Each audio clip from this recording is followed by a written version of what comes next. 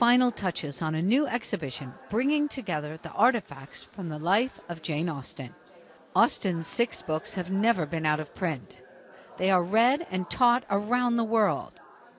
Some fans may not even realize they like Austen, but they love the modern films. They've taken one aspect of the novels, which perhaps is the most familiar to us, which is boy meets girl, it all goes wrong, and then boy gets back together with girl.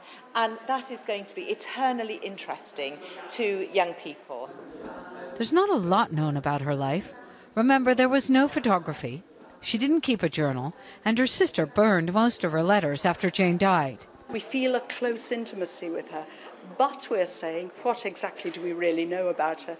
It comes down to it. She's our most unknown loved writer. A coat is the only surviving piece of clothing. From that, historians have been able to figure out she was tall and thin. We know she was a keen needleworker, but few items like this tiny purse remain. She died when she was just 41. She never married. She never even had a long-term romance. Despite her parents' best efforts, the Austens were so determined to marry Jane off, they moved from the countryside to the city. That city was Bath, the classical ancient city with its honey-colored limestone buildings, a fashionable destination 200 years ago.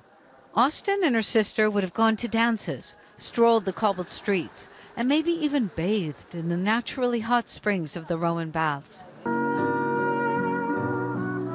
Today, Bath is a tourist destination, an adult theme park of history for the million-plus visitors, many here to immerse themselves in Jane Austen. Fans come from across the globe to see where the films were made and the books written.